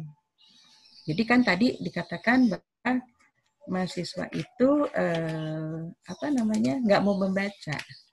Oke, kalau kamu nggak mau membaca, berarti wawasan kamu sampai sini. Sedangkan ini indikatornya nggak jelas. Terus yang kamu akan ukur yang mana? Sebenarnya ada loh langkah-langkah untuk buat mahasiswa nih ya. Misalnya, kamu tentukan dulu judulnya apa, gitu. Kemudian kamu lihat indikator apa yang akan kamu ukur.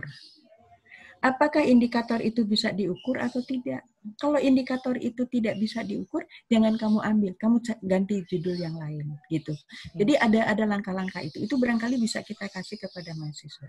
Jadi misalnya nih, ada teman saya yang mau meneliti tentang masalah kesurupan. Saya nanya, ngukurnya gimana? Orang kesurupan tadi ukurnya gimana?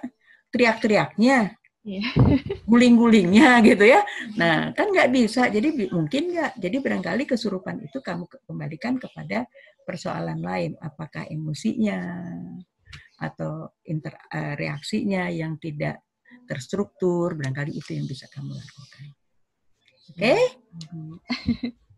Baik, terima kasih. Untuk kasus yang berikutnya di sini ceritanya ada mahasiswa yang memiliki gangguan kesehatan mental, tapi syukurnya sudah pengobatan, namun banyak kendala dan kalau info dari dosen walinya, mahasiswa tersebut ingin mengundurkan diri, Ibu, dan sudah lama menghilang juga dari waktu bimbingan. Nah, untuk menghadapi mahasiswa yang seperti ini, sebaiknya seperti apa ya, Bu? Pendekatan seperti apa yang harus dilakukan? Kalau bisa konsul deh sama psikolog, bukan promosi nih ya. Karena saya dapat satu anak, dia sekolahnya bukan di SCT Telkom, dia sekolahnya di Surabaya. Dia gangguan kesehatan mental. Bahkan ibunya sudah bawa ke psikiatri. Bukan kasus yang tadi yang saya contohkan.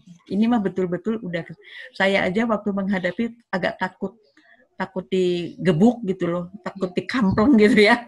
Nah, jadi ternyata yang mungkin perlu, ini yang saya dalami selama ini, mendalami psikologinya adalah ada anak yang gangguan belajar. Jadi anak ini anak jenius, ya. Anak jenius yang kemudian dia tapi susah konsentrasi. Sehingga hasil prestasinya selalu pas-pasan. Nah, pada waktu dia mahasiswa, pada waktu tugas akhir, betul, tugas akhir, kan dia harus ketemu oleh dosennya. Lalu dia harus membaca buku. Nah, untuk membaca bukunya dia lama banget. Akhirnya dia, waktu ketemu saya, dia mengatakan begini, semua orang itu jahat. Masa ibu kamu jahat? Pastinya sayanglah orang anaknya kok, saya bilang gitu. Enggak, ibu saya juga jahat. Jadi rupanya ibunya selalu menuntut hasil, sementara dia konsentrasinya terganggu. Dan itu tuntutan itu terus-terusan, yang akibatnya akibatnya dia jenuh. Makanya dia ingin berhenti sekolah. Sementara ibu bapaknya tidak mau untuk dia berhenti sekolah. Sementara bapaknya kerjanya di Telkom, kebayangkan. Nah, jadi akhirnya saya tangani. Artinya begitu saya lihat, memang ibunya cerewet, gitu ya. Jadi anak jenius yang ditekan selama sekian puluh tahun dari dia SD sampai dengan dia mahasiswa, itu membuat dia depresi, repres. Jadi akhirnya saya bilang gini sama ibunya, kenapa saya bisa tahu lihat ibunya cerewet? Jadi waktu kita lakukan pemeriksaan, anaknya itu disuruh-suruh sama ibunya, padahal kan kita, gitu ya. Ketahuan dia cerewet banget nih sama anaknya, ngatur banget ke anak. Jadi aku akhirnya bilang gini, Bu, tolong, ibu di rumah jangan banyak mengatur dia. Biarkan dia menceritakan semua apa yang ada di pikiran dia. Kita hanya sebagai mendengar. Tujuan saya apa? Yang semua dia repress, itu dia keluarkan dalam bentuk kata-kata ataupun perilaku. Karena apa? Karena bapaknya itu sempat mau dicekek, kebayang? Bapaknya mau dicekek, ibunya yang mau dicekek, Ibunya yang mau dicekek, bapaknya itu diajak gelut. Kebayang kan? Nah, akhirnya saya katakan gitu, untung ibunya nurut.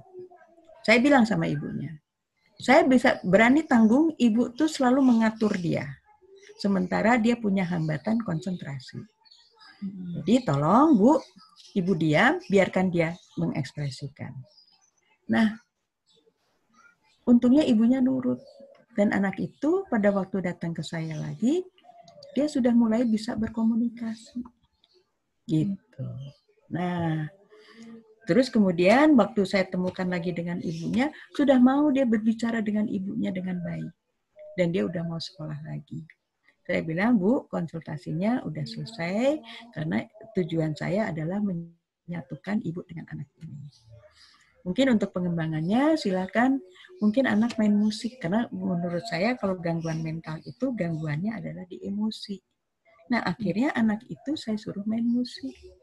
Kalau bisa jalan pagi, tapi di tempat yang ramai supaya terbiasa berkomunikasi dengan banyak orang gitu. Alhamdulillah malam-malam ibunya telepon, Bu, si ini udah lagi main gitar. Nah, kan musiknya sudah jalan. Terus besoknya, Bu, anak saya sudah mau berenang. Berarti komunikasi dengan orang lain. Dan akhirnya dia pergi lagi ke Surabaya, dan akhirnya dia selesai. Dan datang lagi ke saya, sekarang tinggal masalah pekerjaan. Dan itu dia lakukan juga. Untuk pekerjaan, jadi saya membina ibu dengan anaknya, karena dia nggak mungkin untuk di kantoran. Jadi dia mau mau individual aja katanya gitu. Ya udah, boleh-boleh saja. Yang penting dia itu. Jadi kalau menurut saran saya, kalau bisa orang ini dibawa ke psikolog. Jadi waktu itu ibunya nanya, anak saya itu ada kelainan nggak? Enggak, kata dia, nanyanya sama, karena saya suruh dia ke ahli totok. Terus ahli totoknya bilang, enggak, orang dia tahu mana yang cantik, mana yang enggak. Nah, jadi berarti dia masih normal gitu kan. Gitu ya. Akhirnya dikembalikan lagi, jadi ibunya juga paham. Karena tadinya dia disuruh minum obat oleh psikiatri. Dan dia mengatakan, saya tidak gila. Gitu. Itu mungkin masukannya. Iya, baik. Terima kasih banyak, Ibu. Berikutnya, bagaimana caranya menghadapi mahasiswa bimbingan yang belum apa-apa dan dengan kemampuan menulisnya juga kurang, sudah menanyakan apakah bulan depan saya sudah bisa daftar sidang. Padahal sebelumnya sudah diberitahu bahwa yang menentukan cepat tidaknya adalah mahasiswa. Kemudian tambahannya ada permintaan dari orang tua yang langsung telepon, minta anaknya segera lulus. Nah, ini gimana, Bu? Anaknya belum siap, tapi anaknya belum sidang, tetapi ibunya, orang tuanya sudah minta untuk anak itu segera lulus. Ya, anaknya juga sudah bertanya kapan bisa sidang, padahal belum siap gitu dari sisi mahasiswanya, Bu. Ya, tetap kita bertahan ya. Bertahan untuk dia belum diluluskan dulu. Barangkali, Bu, pertanyaan saya, ada nggak masa di mana orang tuanya dipanggil? Atau mahasiswanya dipanggil? Dikumpulkan, terus nanti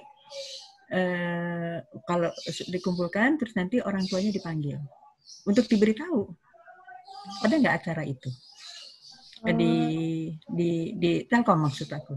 Nggak ada sih, Bu. Itu tergantung orang tua walinya sendiri dan dosen walinya. Apakah janjian untuk ketemu atau tidak gitu biasa. Mungkin harusnya ada ya, Bu ya. Jadi saya sempat waktu jadi kaprodi itu yang sudah riskan itu dipanggil. Dipanggil dulu mahasiswanya, bukan orang tuanya. Nah, nanti misalnya ada satu mahasiswa yang seperti tadi gitu ya. Nah, itu orang tuanya harus dikasih pengertian. Gitu. Karena dulu di Unpad sempat ada, anak saya kok saya tidak dipanggil untuk wisuda, padahal anak saya sudah lulus. Terus orang SBP-nya bilang, anak apa belum lulus? Enggak, udah katanya, anak saya udah lulus kok. Nah, itu kan udah kacau gitu.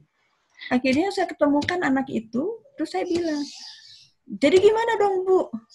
Ya mau tidak mau, kamu harus jujur. Jujur kepada orang tua kamu, bahwa kamu tidak lulus. Jadi mungkin ini juga bisa. Anak itu dipanggil, bahwa emang kamu sudah sidang, apa yang kamu maksud sidang? Apa yang kamu maksud itu? Jadi itu mungkin dia emang tidak, pura-pura nggak ngerti kan ya. Kalau kita lihat dia pura-pura nggak ngerti ya. Masa sih nggak ngerti apa yang disebut sidang gitu. Itu barangkali ya, kalau menurut saya, ya anak itu harus jujur pada orang tuanya bahwa dia belum selesai. Gitu. Tapi untuk jujur itu susah loh, Bu. Iya. Iya. Oke. Pertanyaan berikutnya. Saat pandemik ini, mahasiswa mengalami kesulitan untuk menyelesaikan proposal TA-nya, terutama mahasiswa tingkat atas. Hanya 55% yang berhasil menyelesaikan proposalnya. Bagaimana solusinya, Ibu? Pertanyaan saya, bimbingannya gimana ya? Bimbingannya apakah online? Iya, pastinya online ya, Bu. Pastinya online kan? Nah, berarti kan dia bisa mengirimkan tulisannya melalui gosen gitu kan ya, ke dosennya. Gitu ya, bisa kan ya itu. Kopinya juga bisa ya, Bu. Ngopinya, oh ya, pakai email, by email juga bisa kan ya. Jadi barangkali kita tuntut di situ ya. Iya, mungkin motivasi dari mahasiswanya yang agak berkurang ya, Bu ya. Betul. Makanya saya minta untuk tadi ada saran saya, ada kesepakatan itu adalah untuk seperti tadi gitu.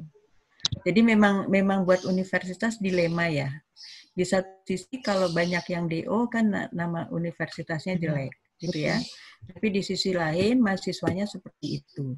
Itu yang menjadi permasalahan. Tapi sebenarnya banyak waktu saya sebelum kita putus hubungan ini, sebetulnya saya kan memberikan kepada mahasiswa ya yang tingkat akhir kalau nggak salah. Nah, itu memang banyak yang bermasalah, Bu. Bermasalahnya itu dia tidak kuat membaca.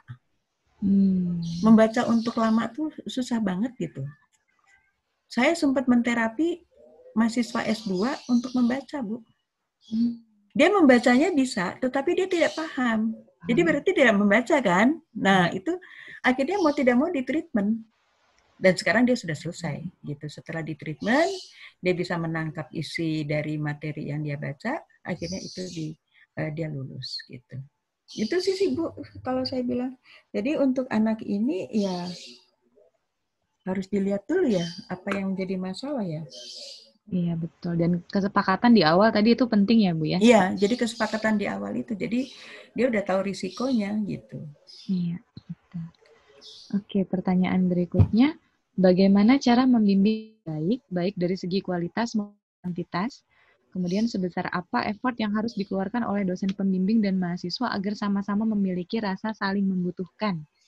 Itu Bu, karena kan mahasiswa butuh lulus, kemudian dosen membutuhkan hasil TA-nya yang baik gitu ya Bu ya. Kayaknya dari kesepakatan tadi deh.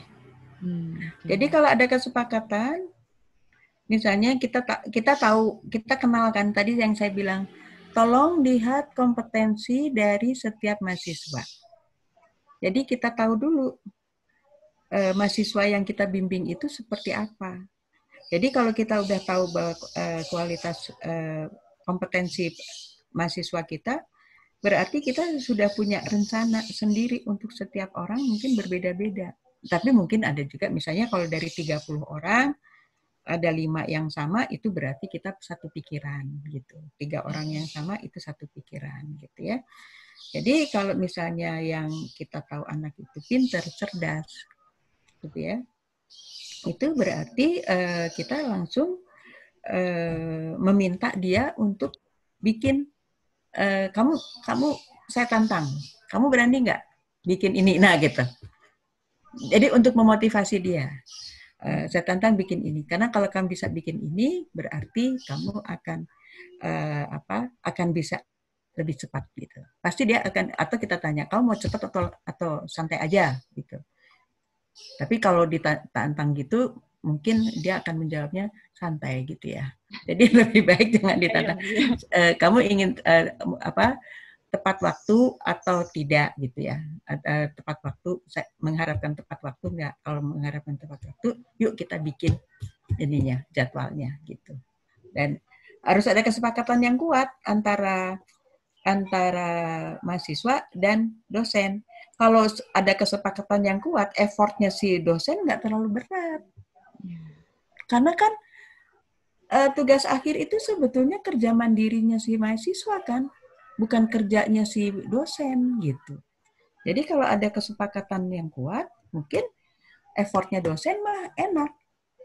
Datang ini bimbingannya juga gampang gitu ya, karena dia sangat ini. Jadi logika berpikirnya yang kita tinggal kontrol. Kalau logika berpikirnya jalan, terus laporannya terstruktur, ya udah, pasti akan kualitasnya bagus gitu. Oke. Saya mau bertanya nih Bu. Tadi kan kalau di kesepakatan itu ada sanksinya ya Bu ya kalau tidak memenuhi perjanjiannya. Nah, sanksinya itu contohnya seperti apa Bu? Karena kan kadang kalau mau menentukan sanksi yang terlalu berat, takutnya mahasiswanya benar-benar mundur, terus nggak ada mahasiswa bimbingan gitu ya Bu ya? Atau kalau terlalu ringan nanti malah menyepelekan atau gimana gitu? Sanksinya barangkali disuruh membaca Bu. Membaca dan laporan itu dikasihin ke saya. Membacanya tidak usah banyak, kan kita sekarang lihat kelemahan dia adalah jarang membaca. Kalau membaca pasti dari Google. Dari Google belum tentu benar, dan itu biasanya penjelasannya nggak terlalu kuat gitu kan. Nah, tidak mendalam gitu analisanya. Nah, jadi sanksinya paling tidak kamu harus membaca suatu buku yang sesuai dengan teori itu gitu, dan kamu harus bikin laporannya diketik jelas pada saya. Jadi sanksinya adalah ketidaksukaan dia, tetapi menjadi positif untuk membantu dia untuk tugas akhirnya. Barangkali salah satunya adalah seperti itu. Jadi sanksinya masih yang berkaitan dengan pengerjaan tugas akhir itu sendiri. Karena kan kita berpikirnya ini anak pasti nggak baca gitu, makanya dia begini gitu, makanya dia takut, makanya dia gitu. Jadi sanksinya ke situin aja gitu. Betul. Jadi jangan suruh ngepel rumah saya, enggak. Oh iya. Iya, jadi sanksinya masih harus berkaitan ya Bu ya dengan. Iya, betul. Oke, nah tadi kalau saya sempat dengar dari sharingnya, ada image dari dosen pembimbing ke mahasiswa ya Bu ya. Tadi kan Ibu sempat cerita juga ada yang habis bimbingan terus nangis gitu ya Bu ya. Iya. Bagaimana untuk mungkin kan image-nya sudah keburu tertanam di mahasiswa. Bagaimana untuk memperbarui image kita sebagai dosen pembimbing supaya mahasiswa itu juga kalau konsultasi lebih nyaman dan lebih banyak progres dari tugas akhirnya gitu. Kalau saya kemarin itu dengan cara mendekati dia. Artinya kita panggil untuk bimbingan misalnya. Dia datang kan. Jadi begitu dia datang kita bilang, sekarang tidak bimbingan dulu ya. Gitu. Tidak ke materi permasalahan kamu. Saya hanya ingin kamu paham cara berpikir saya dan saya paham cara berpikir kamu. Jadi kita mulainya dari situ. Nah, setelah terjadi kesepakatan, pasti dia kan jadi mengerti bahwa sifat dosennya seperti apa. Sehingga kalau dia tahu sifat dosennya seperti itu, makanya dia nggak akan main-main. Gitu. Artinya dia menghormatilah gitu apa yang menjadi kewajiban dia untuk menyelesaikan studinya gitu. Paling tidak seperti itu. Jadi diawali dengan kali ini kita ketemu, tetapi ini. Jadi supaya image dia tentang kitanya galak atau kitanya kasar dan sebagainya itu berubah. Gitu. Jadi sekarang kenapa saya kasar? Ya mungkin itu pribadi saya. Saya nggak mungkin bisa melepaskan itu. Tetapi kamu harus tahu, saya akan kasar kalau, gitu kan. Kan nggak mungkin dia kasar seumur hidup gitu ya, sepanjang hari gitu kan nggak mungkin gitu ya. Jadi saya akan kasar kalau gini. Gitu. Dia harus paham. Jadi supaya ada pengertian mahasiswa terhadap sifat dosennya dan dosen juga tahu sifat dari mahasiswanya gitu. Harus saling tahu karakteristiknya ya Bu ya. Betul. Dan mahasiswanya. Oke, mungkin dari peserta Bapak Ibu dosen ada pertanyaan lagi yang ingin ditanyakan? Tadi saya jadi sempat bertanya juga. Terima kasih banyak Bu. Iya. Saya kebetulan juga mengalami ada beberapa mahasiswa bimbingan yang progresnya hampir baru setengah, tapi ini sudah di penghujung semester gitu. Jadi saya yang ngejar-ngejar, tapi ya merekanya juga keteteran Bu. Jadi ya saya juga bingung. Kalau pengalaman saya membimbing mahasiswa saya yang mendalami mengapa mahasiswa itu terlambat menyelesaikan studi gitu ya, menyelesaikan tesis, itu biasanya ininya Bu, persoalannya di emosinya Bu. Gitu. Jadi waktu itu regulasi emosinya yang tidak jalan. Itu yang tadi saya bilang, dia menjadi cemas karena dia sendiri nggak belajar. Jadi emang sebetulnya kalau menjadi mahasiswa itu, atau kalau kita mau berkembang, itu harus ada jujur. Nah, jujur ini yang tidak pernah dimunculkan. Gitu ya. Artinya kalau kamu nggak bisa, kamu jujur, bilang nggak bisa. Kalau kamu nggak ngerti, bilang nggak bisa. Nah, itu kadang-kadang anak-anak sekarang itu pengennya sudah beres dan udah rapi. Jadi saya selalu bilang sama mahasiswa saya, kalau kamu misalnya pengen benar, ya mendingan kamu nggak usah sekolah. Kan kamu udah pinter. Kenapa kamu mesti sekolah? Nggak usah belajar lagi kan? Ya sudah saja gitu. Nah, jadi justru pada saat kamu konflik dengan materi yang akan kamu tulis atau yang akan kamu persoalan di skripsi atau di tugas akhir, kamu justru pergi ke pembimbing supaya kamu mendapat pencerahan. Nah, itu yang harus kamu lakukan. Pasti kamu akan cepat penyelesaiannya. Jadi kalau menghadap pembimbing, kadang-kadang dia menganggapnya saya belum beres. Nah, iya. Belum beresnya di mana? Di otak kamu atau di tulisannya, gitu kan? Iya. Kalau di otak kamu mendingan menghadap, gitu. Betul. Menghadap yang belum beres itu kamu clearkan dengan dosen pembimbing, gitu. Iya. Itu barangkali yang harus dipertegas kepada mahasiswanya. Iya, baik. Tapi pertanyaan saya, Bu. Iya, Bu. Untuk bikin tugas akhir ini, ada prolognya nggak sih gitu? Ada pembuatan proposal, Bu, biasanya di semester sebelumnya. Oh bukan, maksud saya kalau proposal sih sebenarnya iya. Tapi maksud saya prolog dalam arti apa itu tugas akhir, kenapa harus akhir dan gitu, ada nggak, Bu? Kalau itu mungkin tergantung dari dosen pembimbingnya masing-masing ya, Bu, ya, di pertemuan awal biasanya dengan mahasiswanya. Oh, jadi dosennya langsung ketemu sama mahasiswanya langsung ketemu pembimbing? Betul. Jadi nggak ada yang dikumpulkan bareng dulu gitu? Iya, nggak ada. Mungkin beda fakultas beda ya, Bu, ya, tapi di fakultas saya tidak ada yang seperti itu. Gitu. Mungkin perlu diadakan ya. Karena supaya dia jangan menganggap bahwa mata kuliah tugas akhir ini tuntutannya tidak sama dengan mata kuliah yang lain gitu. Itu barangkali penting untuk supaya dia mindsetnya tuh tahu bahwa saya itu udah skripsi loh, udah tesis loh, atau sudah tugas akhir loh, berarti saya nggak bisa main-main lagi. Atau kalau saya mau main, saya harus atur waktunya. Nah, seperti itu, Bu. Selama ini baru di mata kuliah proposal sih, Bu. Mungkin nanti sebaiknya untuk di tugas akhir juga ada gitu ya, Bu, ya, di pertemuan. Tampaknya perlu ya, supaya mereka mental set-nya pada saat mengambil tugas akhir itu jelas. Oke. Nah, Ibu, ini ada pertanyaan terkait yang kesepakatan tadi dan sanksinya. Kalau misalnya jika tidak ada progres lebih dari 2 minggu, maka mahasiswa tersebut harus ganti judul atau ganti pembimbing. Nah, misalnya sanksinya seperti itu ini, Bu. Apakah boleh atau sebaiknya tidak usah yang separah itu ya, Bu, ya? Sebaiknya mungkin yang berkaitan dengan tugas akhirnya saja atau bagaimana? Nggak apa-apa sih, Bu, sebenarnya. Cuman efeknya ya kadang-kadang gini nih. Saya ingin pembimbingnya si A, dosen A. Ternyata kok dapatnya Z. Nah, dia bikin tuh proposalnya ngarang. Atau dia telat-telatin. Supaya saya bikin lagi untuk bisa dapat A. Gitu, Bu. Gitu. Jadi, ya masing-masing ada ada untung ruginya sih dengan aturan-aturan itu. Ya. Jadi, kenapa? Ya, dulu juga setahu saya anak saya ngomongnya juga begitu. Aku pengen ganti pembimbingnya, jadi aku ngarang aja ini supaya ganti pembimbing kayak gitu.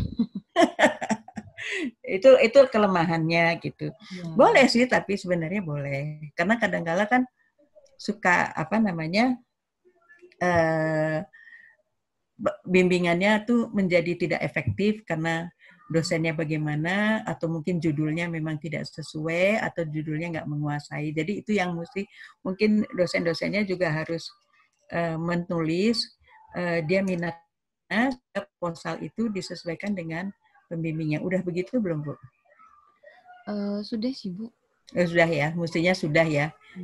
Jadi artinya yang dia bimbing judulnya itu udah sesuai dengan minat dari dosennya. Iya. Nah, bagaimana cara menghadapi mahasiswa yang terlambat menyelesaikan tesis karena kesulitan membagi waktu dengan pekerjaan? Begitu. Jadi mahasiswa kerjaan maksudnya dia kerja? Sambil kerja, ya. Mahasiswa sambil kerja sambil mengambil S2 misalnya, Bu, ya. Tapi karena pekerjaannya, tesisnya jadi keteteran gitu, Bu. Terus baiknya gimana? Waktu itu sih saya sudah ngajarkan ke mahasiswanya, Bu. Kan setiap S2 itu biasanya saya suka masuk, terutama di IT sih, tapi memang di fakultas informatika. Informatika. Nah, itu saya memang masukkan. Memang dia persoalannya gitu. Karena saya banyak, Bu, persoalannya. Saya kerja karena saya punya keluarga, tapi saya harus nyelesain studi. Ya, itu jadi saya mengajarkannya begini sama mereka waktu itu. Oke, kamu punya 3 tugas, tapi satu hal yang saya pesan. Jangan kamu berpikir pada waktu yang sama dengan 2 tugas atau 3 tugas. Menjadi capek. Jadi yang kamu atur adalah jam berapa kamu berpikir untuk bisnis kamu, jam berapa kamu berpikir untuk keluarga kamu, dan jam berapa kamu berpikir untuk tugas akhir kamu. Itu yang saya ajarkan ke mereka. Nah, terus dia ngomong, misalnya, ya kalau untuk bisnis berarti saya mesti malam hari kali ya Bu ya, pada waktu semua udah tidur, saya mikir untuk bisnis saya, karena saya harus memunculkan ide-ide. Silahkan, saya bilang gitu. Nah, untuk tesis saya, kayaknya saya harus pada pagi hari Bu, karena biasanya saya suka ketemu dengan teman-teman saya, gitu. Dia bilang begitu. Ya it's okay, saya bilang gitu. Jadi saya hanya kadang-kadang tuh ingin bahasa Sunda mah diraup ku siku. Jadi pekerjaannya banyak, tapi ingin diselesaikan dengan pemikiran itu capek, saya bilang nggak bisa, jangan begitu, saya bilang gitu. Dulu saya bilangnya gitu, nggak tahu tapi anaknya udah selesai atau belum, saya nggak tahu. Tapi caranya adalah seperti itu. Baik Ibu. Nah, untuk yang berikutnya, ini bagaimana menghadapi orang tua mahasiswa yang panik minta anaknya cepat lulus sementara mahasiswanya masih kurang dan belum ada progresnya. Bagaimana Bu? Mahasiswanya ibunya suruh orang tuanya suruh ke psikolog, Bu. Gitu ya, Bu ya. Orang tuanya yang harus konsultasi. Dia harus tahu siapa ini. Siapa ini. Kalau itu mah orang tuanya yang harus ke psikolog, Bu, benar. Iya. Ini ada. Baik, Ibu. Nah, bagaimana dengan mahasiswa yang akan kena DO, Bu? Bagaimana untuk membimbing mahasiswa akan kena DO? Sudah diambang batas. Harus ketat ya, Bu ya? Iya. Biasanya sih dia udah sampai mana? Misalnya kalau dia sudah ambil data dan sebagainya, itu masih bisa dikejar. Iya. Tapi kadang-kala juga topik aja belum gitu kan? Nah, iya. Judul juga belum gitu. Jadi kalau udah kayak gitu kita bilang, kamu ambil judul yang mudah, yang gampang dipakai, yang gampang diambil datanya gitu. Atau dari data yang ini kamu bisa kembangkan apa? Gitu. Dari ini ada data. Silahkan kamu kembangkan untuk dilakukan suatu penelitian. Ini datanya masih baru. Ini data udah ada, jadi kamu nggak usah ngambil data. Tapi permasalahannya apa? Barangkali itu yang saya bilang di stres, untuk 1 hari itu dia harus keluar. Jadi kamu duduk di sini dan tidak boleh keluar dari ruangan ini sebelum ada. Gitu. Mau tidak mau harus begitu. Gitu. Cuman dilihat dulu, Bu, anaknya pinter nggak? Nah, iya. Kalau anaknya nggak terlalu pinter, itu akan berat. Iya. Effortnya si dosen pasti memang susah. Dan saya kalau udah begitu, saya suka mengatakan ya mendingan dia mengundurkan diri. Jadi bukan dikeluarkan, bukan DO, tapi suruh mengundurkan diri. Iya. Itu barangkali akan lebih luasa buat dia bisa pindah ke sekolah lain gitu ya, dari mengundurkan diri itu, dan ibunya mungkin akan lebih tenang juga gitu. Betul. Terima kasih banyak Ibu atas tips dan triknya, saran dan masukannya semuanya. Mohon maaf Bapak Ibu dosen peserta webinar kalau misalnya ada pertanyaan yang belum sempat disampaikan karena keterbatasan waktu kita juga. Mungkin setelah ini Mbak Ajeng akan menyampaikan feedback untuk para peserta dan juga masuk ke sesi foto bersama ya. Sekali lagi terima kasih banyak Ibu Indun, saya belajar. Terima kasih, sama-sama. Ya, mudah-mudahan apa yang saya berikan bisa menjadi bahan pertimbangan ya. Gitu. Iya, terima kasih banyak. Siap. Baik, terima kasih Mbak Ratna dan narasumber kita Ibu Dr. Indun Lestari Setiono. Tentunya sebetulnya menarik sekali dan rasanya pengen bimbingan sama Bu Indun ya Bu. Baik, hingga saat ini partisipan yang hadir ada 130 orang, luar biasa sekali. Dan tentunya banyak sekali pertanyaan-pertanyaan dari dosen maupun rekan-rekan yang tentunya ingin menggali lebih banyak bagaimana menciptakan interaksi bimbingan yang nyaman gitu ya. Dan tentunya hal ini juga menunjukkan bahwa dosen juga ingin menciptakan hubungan yang baik, yang nyaman untuk mahasiswanya. Seperti itu. Nah, baik, selanjutnya penyerahan secara simbolik virtual terlebih dahulu. Penyerahan e-sertifikat oleh Direktur Akademik Telkom University, Bapak Dr. Ahmad Rizal STMT, kepada Ibu Dr. Indun Lestari Setiono, Master Psikologi. Dipersilakan, Pak Rizal. Gimana caranya? Ya, Pak Dadi mungkin bisa dibantu bagaimana, Pak? Nah, siap. Nah. Oh ini, oke. Terima kasih Ibu atas sharing ilmunya, sangat mencerahkan. Jadi ini terus terang pertama kali saya ikutan webinar sampai selesai nggak pakai acara ngantuk. Alhamdulillah Pak. Terus sangat terstruktur. Saya juga barusan sambil diskusi dengan teman-teman yang di psikologi Unpad. Memang Indun kalau ngajar rapi, terstruktur, ada contoh kasus sehingga clear buat yang mendengarkan. Alhamdulillah. Terima kasih Ibu. Semoga ya insya Allah ini kita akan coba untuk proses pembimbingan dengan mahasiswa. Ya. Sekali lagi terima kasih. Ya, sama-sama Pak. Terima kasih. Ya. Baik, terima kasih Pak Rizal dan Bu Indun. Sekarang waktunya, tadi Bapak Ibu sudah sempat bertanya di kolom chat juga, gimana caranya mendapatkan e-sertifikat, lalu juga form hadirnya seperti apa. Nah, baik Bapak Ibu, setelah webinar ini selesai, Bapak Ibu yang hadir dapat mengisi form feedback sebagai syarat mendapatkan e-sertifikat. Ya, lebih jauh dibutuhkan untuk mengisi form feedback ini. Sebetulnya jika Bapak Ibu tidak mengisi feedback ini, tentunya e-sertifikat tidak akan dikirimkan melalui email yang sudah terdaftar. Jika Bapak Ibu setelah ini mengisi form feedback-nya, maksimal 5 hari kerja akan dikirimkan melalui email Bapak Ibu yang sudah terdaftar. Oke, linknya bit.ly/feedback webinar 12 Juni 2020. Oke. Baik, setelah ini kita akan foto bersama secara virtual. Mungkin Mas Yudi bisa membantu atau Bapak Ibu bisa sambil menyiapkan mengaktifkan kameranya. Baik. Kursinya. Oke, Mas Yudi, kita akan foto page pertama dulu ya. Siap. 1, 2, 3. Baik, page kedua. Ya. 1, 2, 3. Sudah, Mas Yudi? Atau ada lagi? Masih page 1 dulu. Oke, siap. Page 1 dulu. Siap. 1. Ya, page yang kedua sekarang. Oke.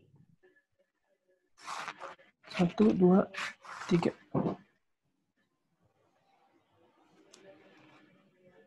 Ya.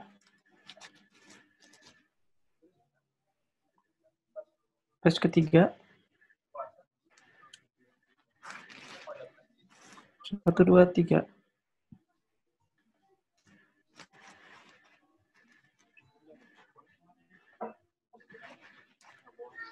Terus keempat. 1, 2, 3.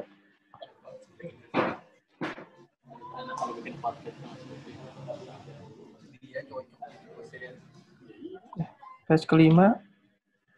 1, 2, 3.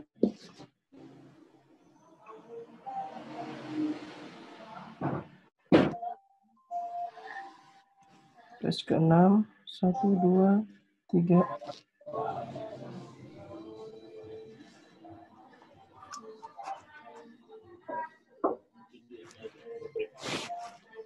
Page ke-7, 1, 2, 3. Oke, sudah semua. Siap, mantap. Terima kasih Mas Yudi. Senang sekali hari ini bisa sharing dan berbagi cerita bersama Bapak Ibu. Mohon jika ada kesalahan, tim belakang layar juga yang bertugas, terima kasih banyak. Alhamdulillah, mudah-mudahan bermanfaat untuk semua. Sampai bertemu lagi di acara Direktorat Akademik selanjutnya. Terima kasih banyak. Assalamualaikum warahmatullahi wabarakatuh. Waalaikumsalam warahmatullahi wabarakatuh. Terima kasih. Saya off ya. Izin off. Yuk Bu Ratna. Nggak kelihatan Marwah ya. Oh.